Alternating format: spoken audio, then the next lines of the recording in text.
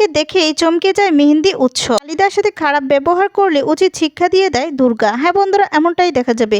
বিস্তারিত জানতে ভিডিওটিতে লাইক দিয়ে সম্পূর্ণ দেখতে থাকো। গল্পের শুরুতেই দেখা যায় স্বয়ম্ভু বলতে থাকে কাকনকে কেউ ইচ্ছে করে মারতে চেয়েছে, আর তখন কৌশিকী বলতে থাকে স্বয়ম্ভু কেউ ইচ্ছে করে কেন মারতে যাবে। তখন দেবোদয় এসে বলতে থাকে কার বাড়ির কখন কে যে কি ঘটি খেলে সেটা কেউ জানে না। কৌশিকী বলে দেবদা, আর তখন বলে হ্যাঁ, এই বাড়ির কে কখন কি খেলছে সেটা তো আর কেউ জানে। সব থেকে দুঃখজনক কৌশিক ইঁদুর দৌড় চলছে, ওই কোম্পানির চেয়ারটার পিছনে দৌড়াচ্ছে, ওখানে বসবে। এতগুলো বছর কেটে গেল, তারপরও এটা পরিবর্তন হলো না। মানুষের মধ্যে ধরা যায় না কৌশিকী।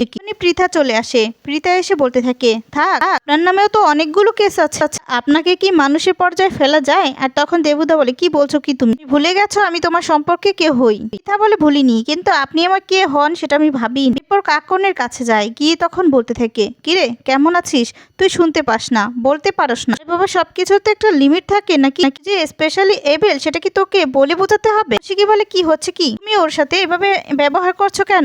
তখন বলে পৃথা, আর তখন স্বয়ম্ভুকে গিয়ে বলে যে আমাকে শাসন করতে আসবে না, এই কারণে এই বাড়ির কোনো ম্যাটারে আমি থাকতে চাই না। জাহ্নবীর বলে এটা কি ধরনের বডি ল্যাঙ্গুয়েজ তোমার। পৃথা অবশ্যই কি শিখবে, মায়ের কাছ থেকেই তো এগুলো শিখেছো, মাই তো ঠিক নেই। এখন প্রীতি চলে আসে। প্রীতি এসে বলতে থাকে আমাকে শিখাবে নাকি। কৌশিকী তখন বলে থাক এই সমস্ত কথা আলোচনা এই ঘরে না করলে কি চলে না। মুহূর্তে এই ঘরের ভিতরে আমি ঝগড়াঝাটি কিছু চাইছি না, প্লিজ তোমরা সবাই ঘরটা ফাঁকা করে দাও, কাকন রেস্ট নেবে। প্রীতি তখন বলছে ও তুই এখন আমাদেরকে তাড়িয়ে দিচ্ছিস নাকি, আমি তো এসেছি কাকনকে দেখতে, ঠিক আছে কর্তব্য মনে করেছিলাম তাই এসেছিলাম। কৌশিকী তখন বলে আমরা গাছে তো আমরাই ফলবে, আম কি আর ফলবে। প্রীতি তখন বলে বড়দি।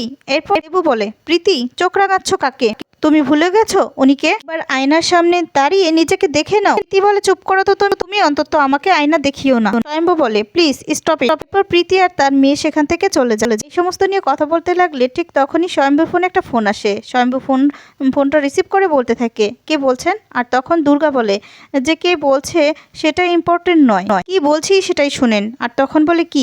এরপর বলে একটু আগে আপনার পরিচিত একজন মেয়ে গাড়িতে অ্যাক্সিডেন্ট হতে যাচ্ছিল, সে একটুর জন্য অ্যাক্সিডেন্টের হাত থেকে বেঁচে গেল, তাই না। আর তখন স্বয়ম্ভু বলে হ্যাঁ, তো আপনার সাথে কি সম্পর্ক। বলে আমার কোনো সম্পর্ক নেই, আমি দেখেছি ওই গাড়ির নাম্বার অ্যাড্রেস এবং কি কালার গাড়ি, ওই গাড়িতে কে ছিল, তো স্পিডে চালাচ্ছিল সবটা আমি জানি। কথা শুনে অবাক হয়ে যায় স্বয়ম্ভু। তখন বলে ওই অতটুকু সময়ের মধ্যে তুমি কি করে এত কিছু জানো। আর তখন বলে তোমার খুব বুদ্ধি। জগদ্ধাত্রী বলতে থাকে ওই গাড়িতে যে ছিল তার ছবিও তুলেছি, আপনাকে আমি পাঠিয়ে দিব। তারপরে দেখা যাবে থাকে যে ওই গাড়ির অ্যাড্রেসটা লিখে নিন। আর তখন বলে আচ্ছা ঠিক আছে, এই বলে দেবুদার কাছ থেকে ফোন নিয়ে সেই নাম্বারটি লিখে নেয়, উঠিয়ে নেয়। তারপরে দেখা স্বয়ম্ভু বলে তোমার সত্যি খুব বুদ্ধি। আর তখন দুর্গা বলে ইয়েস স্যার, আচ্ছা রাখি বাই, এই বলে রেখে দেয়। তো পুরো চমকে যায়। আর তখন ফোনটা রেখে বলতে থাকে মেয়েটার গলাটা খুব চেনা লাগছে। দেবুদা বলে স্বয়ম্ভু কিছু হয়েছে। স্বয়ম্ভু তখন বলে হ্যাঁ হয়েছে তো, একটি মেয়ে ফোন করেছে, আর অতটুকু মেয়ে সময়ের মধ্যে সবটা বলে দিল, গাড়ি কি নাম্বার, গাড়ি কি মডেল, কি ছিল ওই গাড়িতে, কেমন ভাবে চলেছে, স্পিডটা কত, সবকিছু। এমন বুদ্ধি তো আমি কখনো দেখিনি, এমন বুদ্ধি তো একজনেই ছিল, সে হচ্ছে জাসান্না। শুনে চমকে যায় কৌশিকী। আর তখন কৌশিকী বলতে থাকে মনে মনে যে এটা তো একমাত্র দুর্গাই হয়তো বা দুর্গা, হ্যাঁ আমি নিশ্চিত এটা দুর্গা বলে স্বয়ম্ভু চলে যায়। আর তখন কৌশিকী ভাবতে থাকলে দেবতা দেখে বলতে থাকে কৌশিকী তুমি কি কিছু ভাবছো। তারপর বলে না না কিছু না। এরপর দেবতা বলে আচ্ছা আমি তাহলে কাকনের মেডিসিনগুলো নিয়ে আসি, এই বলে সেখান থেকে চলে যায়। পরে কৌশিকী কালবাউস মামাকে ফোন করে। আর ফোন করে বলতে থাকে আচ্ছা দুর্গা কোথায়। তারপরে বলতে থাকে তো বাহিরে হয়তো বা। ঠিক তখনই দুর্গা চলে আসে। আর তখন বলে ওই তো দুর্গা আসছে। কৌশিকী তখন জিজ্ঞেস করতে থাকে আচ্ছা জিজ্ঞেস করেন তো ও কি কোনো অ্যাক্সিডেন্টের প্রত্যক্ষদর্শী। আর তারপরে দুর্গাকে ডেকে জিজ্ঞেস করে কালবাউস মামা। তারপরে বলে হ্যাঁ। এরপর আবার কৌশিকী জিজ্ঞেস করতে থাকে জিজ্ঞেস করেন তো ও কি কোনো মেয়েকে বাঁচিয়েছে আজকে। আর তারপরে দেখা যাবে আবার জিজ্ঞেস করে যে দুর্গা তুই কি আজকে কাউকে বাঁচিয়েছিস একটি মেয়েকে। এরপর বলে হ্যাঁ, কিন্তু আচ্ছা কালিদা তুই এত কিছু জানলি কি করে বলতো। আর তখন বলে তোকে জানতে হবে না, যা এখান থেকে, এই বলে তাড়িয়ে দেয়। কৌশিকী শুনেই চমকে যায়। কৌশিকী তখন বলতে থাকে জানেন তো ও আজকে একটা মেয়েকে বাঁচিয়েছে। আর কাকে বাঁচিয়েছে জানেন তো, যাকে বাঁচিয়েছে সে হচ্ছে ওর দিদি, সে হচ্ছে আমার মেয়ে কাকনকেও বাঁচিয়েছে, কিন্তু প্লিজ কাউকে বলবেন না, ওকেও বলবেন না। কথা বলে কৌশিকী কাঁদতে থাকে, পর ফোনটা রেখে দেয়। এদিকে দেখা যাবে উৎসব রেডি হতে থাকে, ঠিক তখনই মেহেন্দি চলে আসে। মেহেন্দি এসে তখন বলতে থাকে, 10টা 5টা চাকরি করা রানী বাবু চাকরিজীবী, কলম পিসছো, ব্যাংকে টাকা ট্রান্সফার হয়ে যাচ্ছে, বিকেল চাকরিজীবী। বুঝতে পেরেছো? তুমি একটা কাজ করো না, বাজারে থলি হাতে নিয়ে বাজার করতে চলে যাও। দাঁড়িয়ে আছো কেন? ছেড়ে দাও, ছেড়ে দাও। সে ঝুলতে ঝুলতে যাও। এতদিন কাজ করে করে প্রমোশন পেয়ে পেয়ে কোথায় গেছো গো? কৌশিকী মুখার্জি থরি মালকিন কৌশিকী মুখার্জি। রুমে ঢুকতে গেলেও পারমিশন দরকার হয়। অফিসে দেখা করতে গেলে অ্যাপার্টমেন্ট লাগে।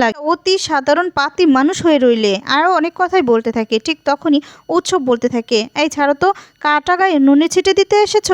সব বলে, আর বেশি দিন নয়, আর তো মাত্র কটা দিন, সমস্ত কিছু আমার হবে। আরে সেই মেয়েটা যার জন্য অপেক্ষা করছে, সেই মেয়েটাই তো নিখোঁজ, মরে গেছে। ও বর দিয়ে এখনো ওয়েট করছে। সোমনাথ মুখার্জি ওয়েট করছে কেন? যদি ওই সব পায়, ধরে নিলাম ও বেঁচে আছে, ওই সব পায়, তাহলে পৃথা, কাকন, আমরা কি পাবো? কোথায় যাবো? হিন্দি বলে, প্লিজ উৎসব, অন্যদের কথা ভাবা ছাড়ো, নিজের কথা ভাবো, নিজেদের কথা ভাবো। ওর মাথায় শুধু একটা কথাই ঘুরছে। আর তখন বলে, কি কথা? এরপর বলে, পৃথা বলছিল ওই মেয়েটিকে নাকি একদম জগদ্ধাত্রীর মতোই দেখতে, যেই মেয়েটির সাথে ওর রাত্রেবেলা ঝামেলা হয়েছিল, সেই মেয়েটি। এখন বলে একটি তো সমস্যা হয়েছে। আর তখন উৎসব বলে, কি সমস্যা? এরপর বলে, মেয়েটি আশ্রমে থাকে, এই আশ্রমে স্বয়ম্ভু মুখার্জি লালিত পালিত হয়েছে, ঠিক সেই আশ্রম। তখন বলে, আমি তো এটা বুঝতে পারিনি। আর তখন মেহেন্দি বলে, তা কি করে বুঝবে? যদি বুঝতে পার তাহলে ওই চেয়ারটাতে থাকতে এতদিন। উৎসব বলে, এই মেহেন্দি, ফালতু সময় নষ্ট করো না প্লিজ। মেহেন্দি তখন বলে, হ্যাঁ ঠিক বলেছ, অনাথ আশ্রমে লালিত পালিত হওয়া যাকে এমন একজন জগদ্ধাত্রীর মতো দেখতে। সব বলে, তার মনে পৃথার কথা অনুযায়ী হুবহুব একরকম দেখতে, কি তাই তো? আর তখন বৌদিহি চলে আসে। বৌদিহি বলতে থাকে, ঠিকই বলে, তোমাদের সাথে কথা আছে। তখন বলে, কি কথা? এরপর বলে, দেখো, কাল সারা রাত আমি ঘুমোতে পারিনি, এটাই ভেবেছি। অঙ্কটা মিলাতে পারছিলাম না যে রাজনাথ কৌশিকী কিসের জন্য অপেক্ষা করছে। ওই মেয়েটাও নাকি হুবহুব জগদ্ধাত্রীর মতোই দেখতে। আমাদের তো সন্তান হয়নি। আর তখন হিন্দি বলে, হয়নি না মা, আমি নেইনি। এরপর বলে, ওই তো একই হলো। আচ্ছা, একটা কাজ করলে হয় না? একটা বাচ্চাকে যদি দত্তক নেওয়া যায়, অ্যাডপ্ট করা যায়। মেহেন্দি তখন বলে, কি বলছেন কি মা? আর তখন উৎসবও বলতে থাকে, মা, মাম্মি, কি বলছো তুমি এসব? এরপর বলে, হ্যাঁ ঠিকই বলেছি। বলে, চলো না, আমার কথাটা শোনো না। তখন মেহেন্দি বলে, হ্যাঁ আমি বুঝতে পেরেছি কিসের জন্য বলছে, কলা বেচে লাগানো একই কথা হবে, ঠিক আছে? আর তখন বলে, হ্যাঁ ঠিক বলেছো। এরপর উৎসব বলে, কি বলছো? দিদি বলে, ঠিকই বলেছে, দুয়ে দুয়ে চার করলে অনেক কিছু বেরিয়ে আসে, সময় নষ্ট না করে চল অনাথ আশ্রমে, চলো অনাথ আশ্রমে খোঁজ নিয়ে আসি, দেখে আসি পৃথা কি সত্যি সত্যি নেশার ঘরে মিথ্যে বলছে, নাকি সত্যি সত্যি জগদ্ধাত্রীর হুবহুব জগদ্ধাত্রীর মতো কাউকে দেখেছে। তাহলেই তো সবটা মিলে যাবে। রাজি হয়ে যায় উৎসব যেতে। এদিকে দেখা যাবে দুর্গা আশ্রমের সকল বাচ্চাকে নিয়ে নাচ গান করতে থাকে, আনন্দ করতে থাকে। পরে দেখা যাবে কালবাউস মামা চলে এসেছে। এসে তখন দুর্গাকে খুব বকাঝকা করতে থাকে আর বলে, কোথায় 26শে মার্চ একটু উদযাপন করবি? তা নয়, তোরা নাচ গান করছিস, দেখাচ্ছি মজা, দাঁড়া। এই বললে কিন্তু দুর্গা তো কিছুতেই থামে না, সবাইকে নিয়ে নাচতে থাকে। আর তখনই কালবাউস মামা রেগে যায়, রেগে গিয়ে একটা লাঠি নিয়ে মারতে যায়। সবাই সেখান থেকে পালিয়ে যায়। আর দুর্গা তখন বলতে থাকে, এই বুড়ো তুই কি করছিসটা? পর দুর্গাকে অনেক কথা শোনালে দুর্গা রেগে গিয়ে বলতে থাকে, আমার মা বাবা নেই বলে তুই আমাকে অনেক কথা শোনাস, তাই না? আমি থাকবো না এখানে, চলে যাব। কালবাউস মামা বলতে থাকে, যা তুই চলে যা, তোর জন্য আমি কাহিল হয়ে গেছি, আর পারছি না আমি। তারপর কালবাউস মামা সেখানে বসে পড়ে আর বলতে থাকে, কি যে করবো ওই মেয়েটাকে নিয়ে, পারি না, আমি আর পারছি না। তারপর দুর্গা আবার ফিরে এসে বলতে থাকে, তুই শুনিস, তুই দেখিও নাচাবো, তোকে ওই মিঠুনদার গানে আমি নাচাবো কিন্তু। কথা বলে সেখান থেকে চলে যেতে লাগে। এদিকে দেখা যাবে উৎসব, মেহেন্দি, বৌদিহি চলে আসে। আর তখন গাড়ি থেকে নেমে ভিতরে গেলেই দুর্গা দেখতে পায়। দুর্গা তখন বলতে থাকে, এই বুড়ো মহিলাটি আবার কে, কিসের জন্যই বা এখানে এসেছে, সেটা দেখতে হচ্ছে তো বন্ধুরা এবার যদি দুর্গাকে দেখে নেয়, দেখে যদি চমকে যায় আর দুর্গা উচিত শিক্ষা দিয়ে দেওয়ার সাথে খারাপ ব্যবহার করায়, তাহলে তোমাদের ঠিক কেমন লাগবে? কমেন্টস করে তোমাদের মতামত জানিয়ে দাও। আর পরবর্তী আপডেট পেতে অবশ্যই চ্যানেলটি সাবস্ক্রাইব করে পাশে থাকা বেল বাটনটি অন করে দাও। ধন্যবাদ।